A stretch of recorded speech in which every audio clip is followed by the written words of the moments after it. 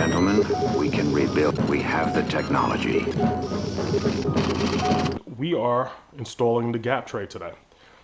If you saw my last video, you saw that I ripped this all apart because there's some mods and builds that I want to do to this while it's still cold out and the bike's off the road. So we are rewiring this part, not rewiring it, relocating the wiring actually, relocating the lock, running it through, and getting the gap tray mounted in place. I went ahead and I taped this up because it was just, this whole tail end was in horrible condition. The guy, he had the ECU and heatsink, which that is more than a heatsink, I just don't know what it's called, attached to the undertail kit. And it was just hanging there with zip ties and everything. It was really, really unprofessional. If I figure this out, there should be a little video floating around somewhere up there on what I did the last time. But anyway, today, so we're gonna mount this in place, get this set up, and get the wire relocated and make this look a little cleaner. Then I'll be able to mount the ECU here securely, put the heatsink on the bottom, get it up under here where it should be, get my power commander in, and maybe, if I'm lucky, have some storage on top of it, you know? So, stay tuned. Where we stand is, got the bike apart, blah, blah, blah, blah, blah.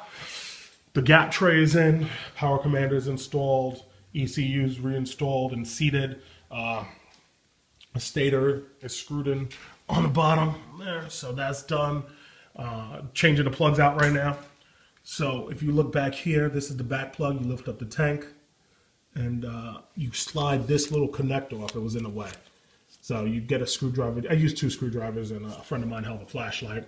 Kind of pushed it down, the tab down on top up here, push that down, and I use the screwdriver to push it back evenly. This way I didn't break the wiring on the tab. The front plug, you drop the radiator just a little bit. It's not hard, and you can see the plug is right there. So it's fairly accessible, adjustable wrench shouldn't be an issue. And the plugs actually to change was a lot easier than I expected. So we'll do that and readjust the throttle positioning sensor. So just got the throttle positioner adjusted. So for those who don't know about it, what you need to do is you can either buy the tool from Suzuki, or you can make a tool for all of 2 cents and just loop a paper clip into this port right here. And what it'll do is it'll override it and allow you to read the error codes on the system. So you have the throttle positioning sensor, which you can, excuse me, just had a beer. You have the throttle position sensor, which is buried in here. I don't know if you can see it, but it is this piece right here. Let's see if we can get focus. Come on. Sorry for the blurriness. I'm using my iPhone.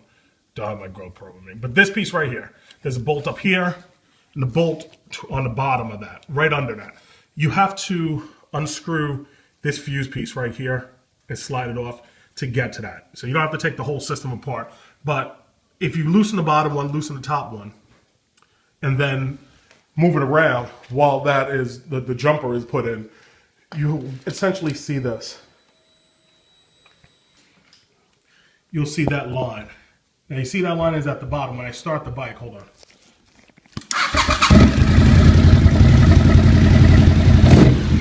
When I start the bike, it goes to the middle. That's where you want your throttle position at all times. You want your throttle position sensor to be in the middle. Mine was at the bottom. When I checked it, it was way off. So it was something that has needed to be done for some time, and I'm just getting around to it now. But you don't have to take the whole system apart just to adjust it. If you want to sync the throttle bodies, that's a different story. I'm going to see how it runs this season with just that adjustment, because a couple of dudes from the TL1000r forum gave me some real good tips and said that it could be tuned out because I was backfiring on deceleration. So with the power commander and the throttle position sensor tuned, I think I might be all right. So we're going to see. But that's how you adjust it. That's how you do it without ripping everything apart. That's how you use the jumper without spending $100 on a Suzuki tool.